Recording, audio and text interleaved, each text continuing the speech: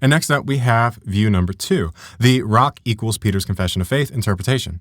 In order for the text to support this view perfectly, it would have to read something like this.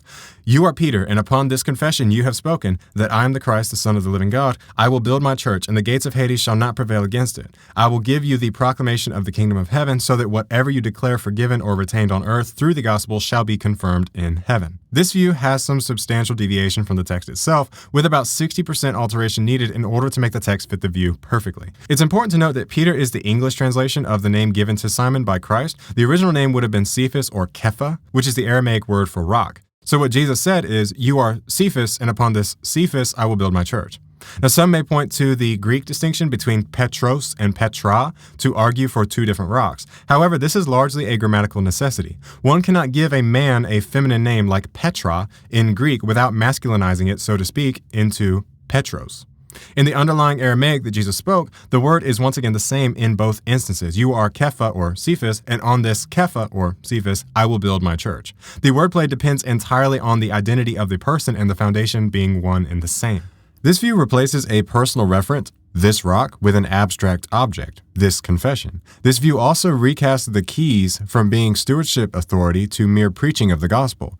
This view also has to do away with the governance implications of binding and loosing, and must subsequently shift the focal point of this passage from Peter himself. To put it another way, imagine a king asks his knights who is loyal. One knight steps forward and makes an oath. This curries favor with the king, who gives him a new title, Faithful Steadiness, and says, on this faithful steadiness, I will secure my kingdom.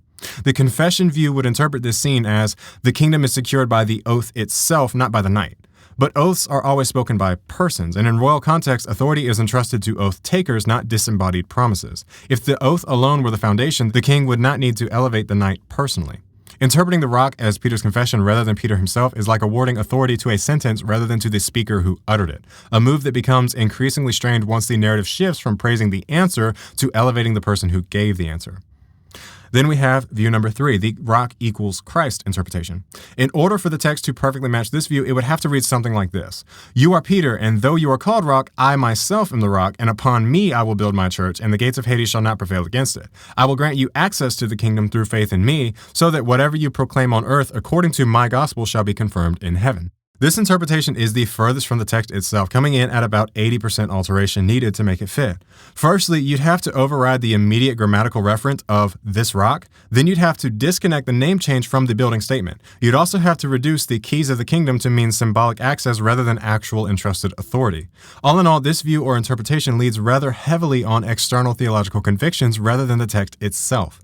And even beyond the grammar, we must weigh the biblical significance of a name change. In the Old Testament, when God changes a name, Abram to Abraham, Jacob to Israel, he is establishing a new covenantal office. If the rock in this passage refers exclusively to Christ, then Simon's renaming doesn't make much sense.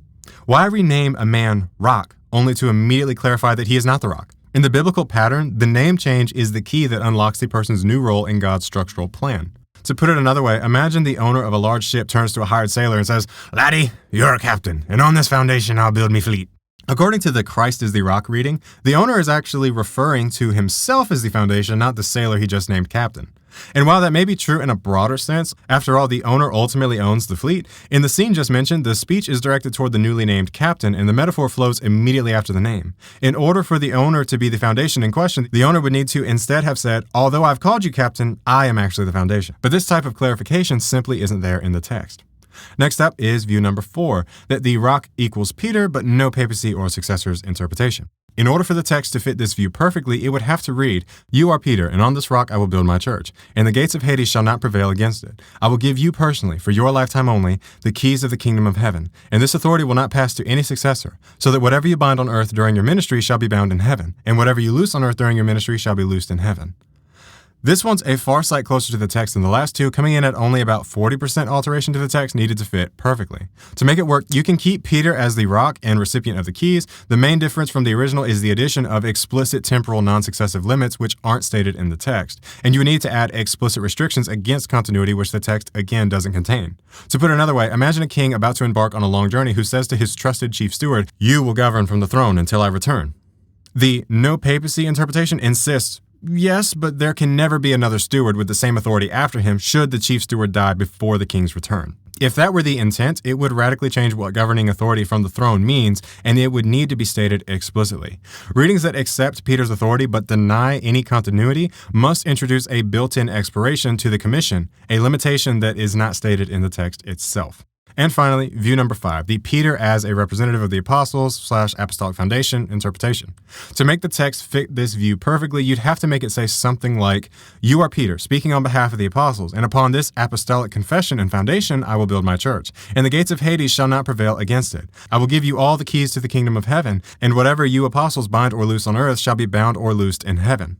To make the text explicitly support this view, about 55% alteration would be required. You'd have to convert a singular commission into a collective one, and you're required to pluralize the you and make the distribution of the keys likewise plural. You would also have to flatten the asymmetry in the text, the fact that Peter is picked out from the group and these statements are made to Peter specifically. If a teacher asks a question to the class and a specific student raises their hand, the teacher calls upon them, they answer correctly, and the teacher praises the correct answer, it's illogical to assume she's praising the entire class unless it's explicitly stated otherwise. Now, to be abundantly clear, the percentage numbers indicating the alteration to the text I've given each view are not given as definitive exact mathematical figures. They are for merely illustrative purposes, and are therefore subject to debate. Feel free to disagree with the numbers themselves all day long. My aim is to impress the general degree of alteration needed for each view to be perfectly supported by the text. And this exercise alone doesn't settle the question of which interpretation is correct, but it can nonetheless be a helpful tool to put into perspective the degree of theological autofill that may be at play in one's interpretation of any given text, swaying the meaning to fit a preconceived notion unsuspected. When we look at these percentages, we aren't simply just counting words, we're measuring the theological heavy lifting required to sustain each view. Each interpretation requires some degree of theological inference, but the question is which one allows the text to speak most naturally. If an interpretation requires us to mentally cross out this rock and write in Christ's divinity, or cross out keys and write in merely preaching, we have to ask, is the text informing our theology, or is our theology working overtime to manage the text?